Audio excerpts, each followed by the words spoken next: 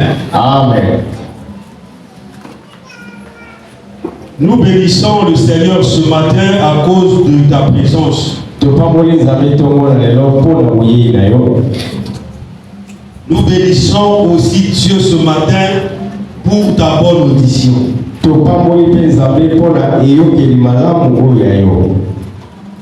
Nous bénissons aussi Dieu ce matin pour son amour manifesté en nous. Amen. Amen. Dans mon introduction, j'avais dit ceci. Si tu crois, tu verras la gloire de Dieu. Ne cherche pas cette gloire ailleurs. Essaye dans toi. Et tu as un problème. Le plus souvent, lorsqu'on parle des problèmes, les gens voient la maladie, les gens voient l'envoûtement, les gens voient la malédiction. Mais lorsque tu ne mets pas en pratique la parole de Dieu que tu écoutes, ça veut dire que tu as un problème d'audition.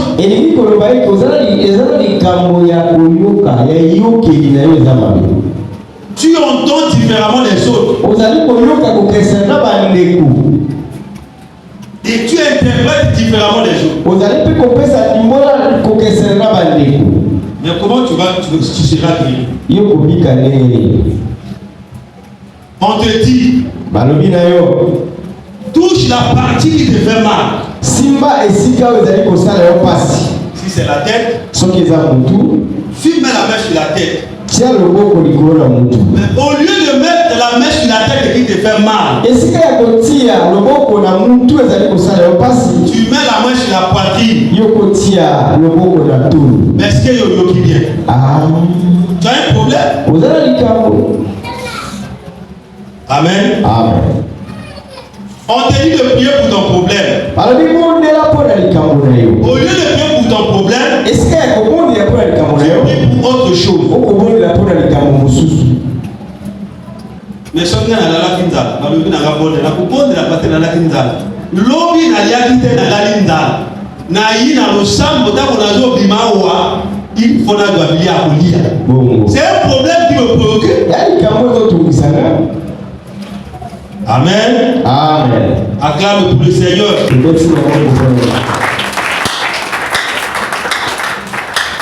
Nous avons été bénis le mardi pour cette parole par le passage de l'évêque Pépin Mokoti.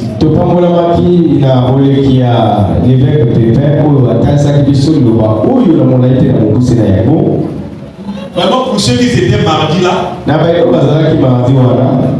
comme le docteur John l'avait dit, nous sommes richement bénis. Parce que c'était le message que l'évêque nous avait donné.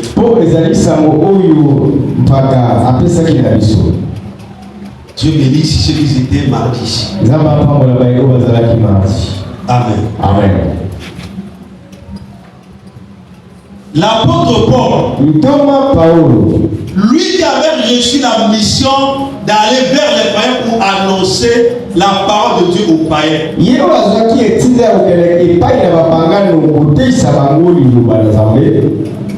Il a été chargé par Dieu. Ce n'est pas un homme qu'il avait instruit. Il a été instruit par Dieu lui-même. Au moins il s'est instruit sur le chemin de Damas. C'est là où il avait rencontré Dieu. Et Dieu lui a donné cette mission d'aller vers les nations pour annoncer la parole de Dieu. Pour que aussi les nations soient rachetées et qu'ils soient aussi un peuple de Dieu. D'ailleurs, je veux te dire ceci. L'église n'est pas née d'Israël. Mais l'église est née des nations. Ce qui fait l'église, ce sont les nations qui avaient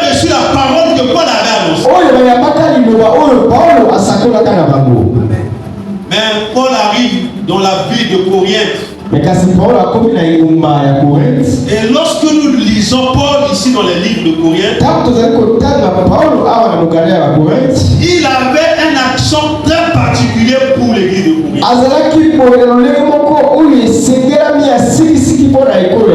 Et il ne cessait de verser l'âme chaque jour pour Corinthe. Parce qu'après son passage, les faux apôtres, les faux prédicateurs venaient pour annuler la parole que Paul avait annoncée.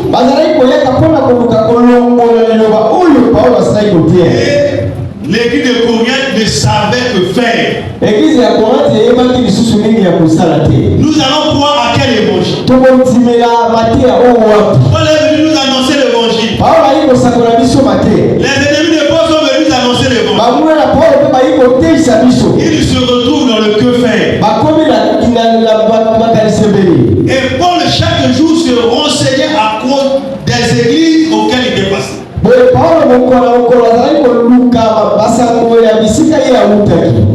Quand il entend les nouvelles de l'église de Corinthe, il ne savait que faire. Que dois-je faire pour ce peuple? Voilà pourquoi à chaque fois, lorsqu'il entendait ces messages, s'il ne va pas, il envoie des gens pour qu'il écrit des lettres. Pour affermir l'église de Corinthe, pour leur dire, en dehors de l'évangile que moi, Paul, je vous ai prêché, vous n'allez plus recevoir n'importe quel évangile. Parce que ceux qui viennent vous prêcher cet évangile, ils sont des loups ravisseurs. Ils ne veulent pas de votre vie. Ils veulent de votre perte. Et Paul avait toujours le cœur embrassé. Et les ennemis de Paul ne cessaient de se moquer de Paul. Et comme il avait des infirmités physiques,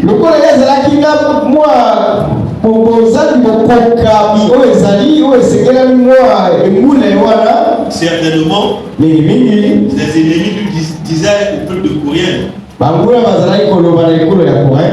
ne voyez pas les chars de guerre sur son dos là. Mais c'est un malfaiteur.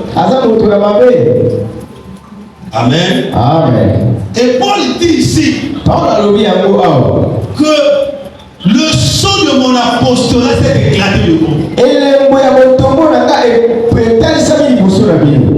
Par des signes, par des prodiges, par des miracles. Mais montre-moi le sceau de leur apostolat devant vous. Ce qu'ils ont fait, ce que Dieu a fait au travers d'eux pour vous. Mais si Dieu n'a rien fait, ça veut dire qu'il ne faut pas suivre ces hommes-là. C'est des loups ravisseurs. Ils veulent vous dévorer. Ils veulent votre père. La mission des faux prédicateurs. La mission des faux prophètes. La mission des faux pasteurs. Ils s'introduisent dans l'église pour chercher à détruire l'église de Dieu. Par des prophéties. Par de n'importe quoi. Et ils annoncent l'évangile de leur ventre. Comme il est ignorant, ils acclament. Voilà les bons serviteurs. Amen. Amen. Acclame le plus.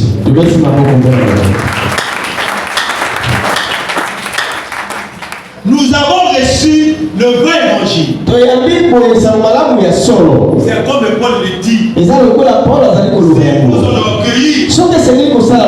On peut aussi s'enorgueillir. Parce que nous avons reçu le vrai évangile. Mais pour éviter qu'on tombe entre les mains du diable, on est obligé de s'humilier. Amen.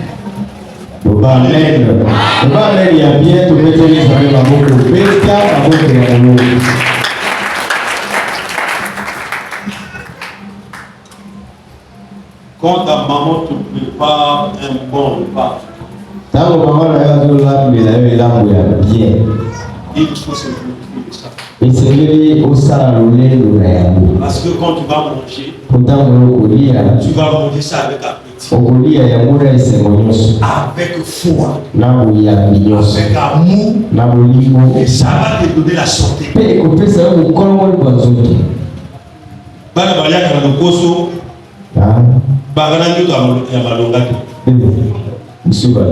elle est vraie, non? Moi, je suis allé au Koso. Alors, quand jamais la santé malade. Parce que mon lit m'a au Koso et tout, il n'a pas lié.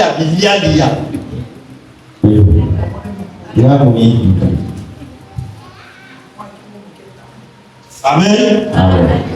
Mais c'est comme un chrétien. Qui reçoit n'importe quel évangile.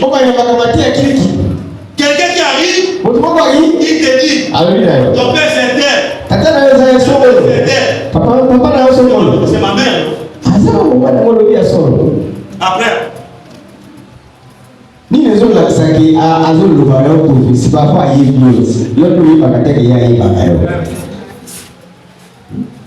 Après.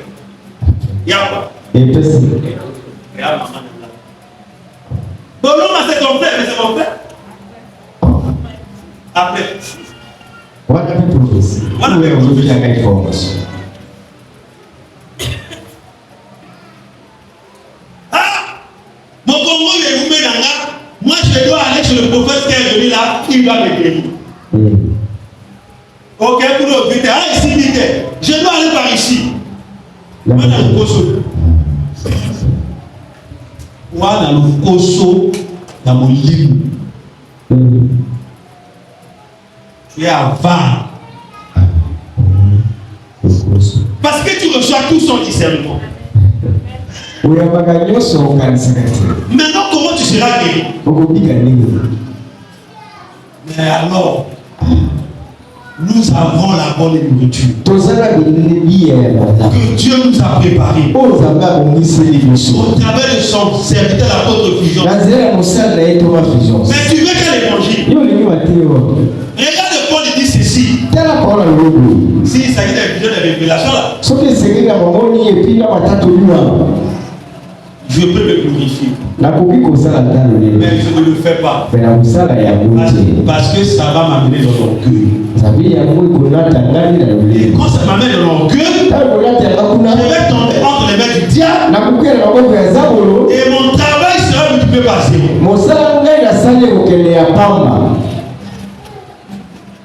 Amen.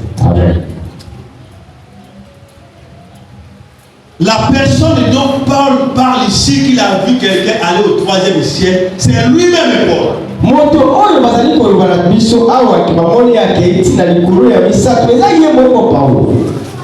Lorsque vous repartez le jour de sa conversion sur le chemin de Damas, quand il a rencontré le Seigneur, il a eu une lumière qui a répandu sur lui. Et il est tombé. Quand il tombe, le Seigneur lui parle. Mais ceux qui étaient avec lui n'entendaient pas. On a entendu. Il a vu sa mission. Voilà pourquoi il a dit aucun homme ne pouvait exprimer les choses qu'il avait.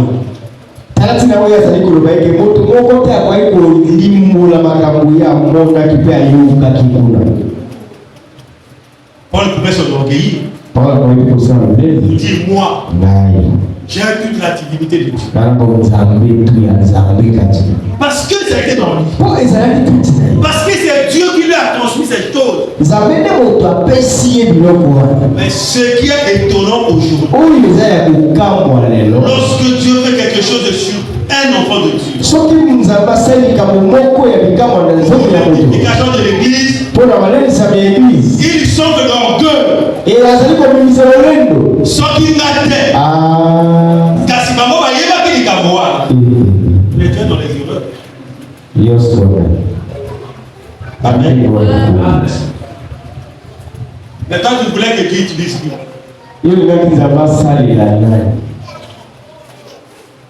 Dieu ne pouvait que t'utiliser le bien-être de l'église. Maintenant, si tu te donnes l'orgueil pour ça, Dieu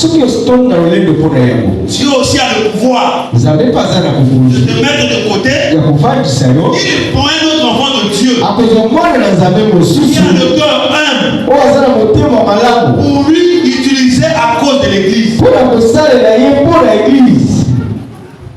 Alléluia. Amen. Dieu te donne de faire une grâce. Ne donne pas l'orgueil. Parce qu'il y a aussi d'autres personnes que Dieu utilise plus que toi. Mais que toi tu ne connais pas. Alléluia. Amen. Amen. Amen. L'orgueil, la racine de tous les maux, comme de l'argent. L'orgueil apporte le mépris. L'orgueil amène quelqu'un dans la ruine. C'est Dieu si Dieu t'a fait grâce. Pour un problème quelconque, pour une situation quelconque, pour le bien-être de l'église, ou pour ton bien propre, ne te glorifie pas. Quand tu te glorifies, quand tu donnes d'orgueil, ça veut dire tu ne connais pas Dieu. Parce que la parole de Dieu dit ceci. Dieu résiste aux orgueilleux. Ça veut dire que Dieu ne prend pas plaisir des orgueilleux. Et Dieu aussi n'aime pas les orgueilleux. Mais il prend plaisir. Des cœurs humbles, des cœurs doux, des cœurs pleins d'amour. Dieu m'a utilisé pour l'église. Je ne fais pas de ça mon bien. Voir à l'église. Amen.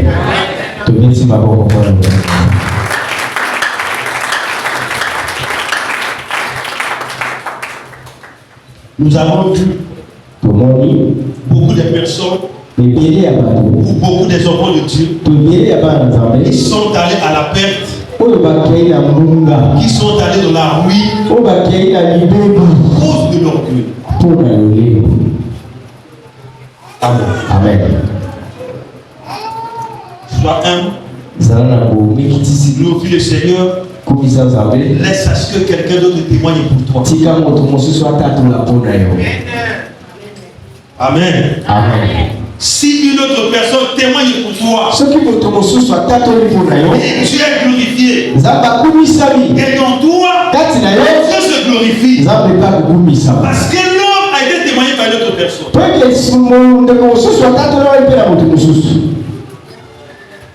Amen. Amen. Et Paul dit, vous savez que quand je suis chez vous, je ne suis pas à votre charge. Je me prends en charge moi-même. Et il dit, ce n'est pas aux enfants d'amasser pour les parents, mais c'est aux parents d'amasser pour leurs enfants. Et il continue pour dire, je dépenserai pour vous, et je me dépenserai moi-même aussi pour vous. Pas pour vos biens. Ce n'est pas ce que je cherche. Mais ce que je cherche, c'est vous-même. kusali la zambe ya solo. Amen. Amen. Paul, ayant le souci de Corinthe, il dit, je me dépenserai moi-même pour vous. Ça veut dire, il a oublié les choses les plus importantes de sa vie à cause du peuple de Corinthe. Pour ce peuple-là, ce que j'ai là, les droits que j'ai, je laisse ça à côté. Mon objectif, c'est de voir ce peuple-là être sauvé. Mon objectif, c'est de voir le peuple de Dieu être en bonne santé. Mon objectif, c'est de voir le peuple de Dieu venir à l'église adorer Dieu.